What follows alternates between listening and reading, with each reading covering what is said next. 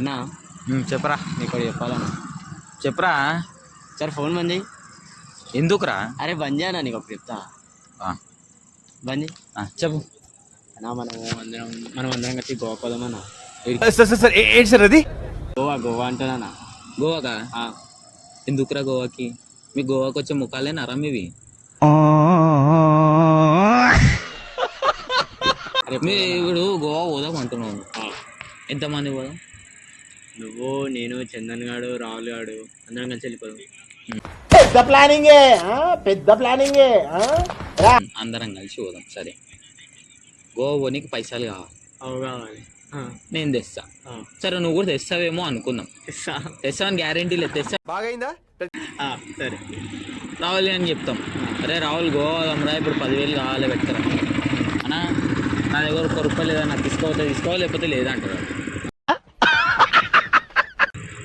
సరే పోనీ నొక్కని తీసుకోపోతాం మేము.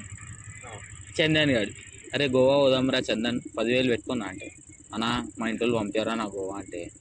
ఇక్కడ మనకు నచ్చినట్టు బతకాలంటే మన జాతకం దేవుడు మందు కొట్టి రాసి ఉండాలి.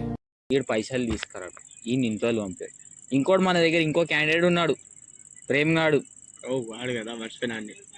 ఆయనకి చెప్తాం, అరే గోవా పోదాం రా అన్నా, మా మమ్మీ డాడీని వదిలేసి రానన్నా.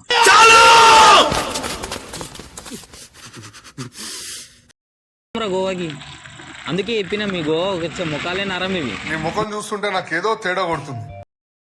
అన్ని ఒత్తి మాటలే ఉంటాయి. నీకు ఒకటి చెప్పాలా, నువ్వు తీసుకో ముఖమేనా అన్నా నీది.